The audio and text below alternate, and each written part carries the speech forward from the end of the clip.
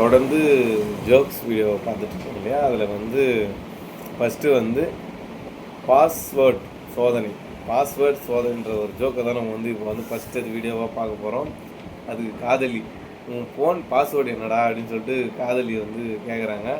அதுக்கு காதலன் வந்து, உனக்கு தெரியாதா, என் பிறந்தநாள் தேதியை தான் பாஸ்வேர்டாக வச்சுருக்கேன் அப்படின்னு சொல்லிட்டு காதலன் சொல்கிறாரு. காதலி 2 முறை டைப் செய்து பார்க்கிறாள், ராங் பாஸ்வேர்டு என வருகிறது.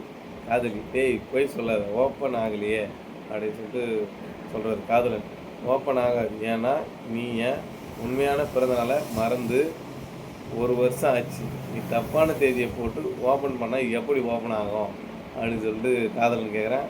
காதலி அதிர்ச்சியில் உறைந்து நிற்கிறாள், ஷாக்காக உறைந்து நிற்கிறானா. ரெண்டு தான் அருமையான ஜோக்கு. அடுத்த ஜோக்கு பார்க்கலாம், மொக்கை. ஃபஸ்ட்டு அடுத்த ஜோக்கு வந்து மொக்கை ஜோக்கு நம்ம எப்பவுமே ஒன்று பார்ப்போம்ல, அது மாதிரி ஒரு மொக்கை ஜோக்கு பார்த்துட்டு அடுத்த ஜோக்கு போகலாம். மொக்கை ஜோக்காகவே நிறைய பேர் கேட்குறாங்க, அதனால தான் இந்த மொக்கை ஜோக்கு பண்ணுறது. மொக்கை சோஷியல் மீடியா விடுகதை. கேள்வி, ஃபேஸ்புக்குக்கும் நம்ம பக்கத்து வீட்டு ஆண்டிக்கும் என்ன மச்சான் ஒற்றுமை அப்படின்னு சொல்லிட்டு கேட்குறாங்க. பதில், 2 பேருக்கும் எப்போவுமே நம்ம வீட்டில் என்ன நடக்குது, நம்ம என்ன பண்ணுறோம்னு தெரிஞ்சாகணும். நம்ம என்ன பண்ணுறோம், நம்ம என்ன நடக்குது 2 பேருக்குமே தெரிஞ்சாகணுமா. அதுதான் வந்து ஃபேஸ்புக்குக்கும் பக்கத்து வீட்டு ஆண்டிக்கும் உள்ள ஒற்றுமையாக. அடுத்து ஃபில்டர் கல்யாணங்கிற ஜோக்கை பார்க்க போகிறோம்.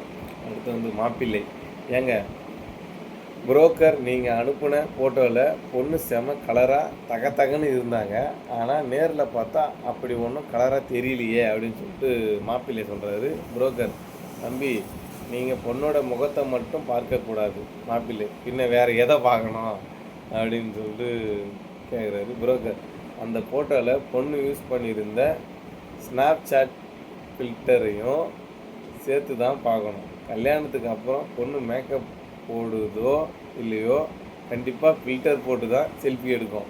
கவலைப்படாமல் தாலி கட்டுங்க அப்படின்னு சொல்லிட்டு சொல்கிறாங்க. இது நிறைய வீட்டில் நடக்கும், நம்ம தான் பார்த்து உசாராக இருந்துக்கணும். அடுத்த ஜோக் பார்க்கலாம். அடுத்து தெறிக்க விடும் ரோல். ஞாயிற்றுக்கிழமை சிக்கன் மட்டன் சமையல் அலப்பறைகள். ஓகே, கறிக்கடை கியூ சோகம். கணவன், அண்ணே 1 கிலோ சிக்கன் போடுங்கண்ணே.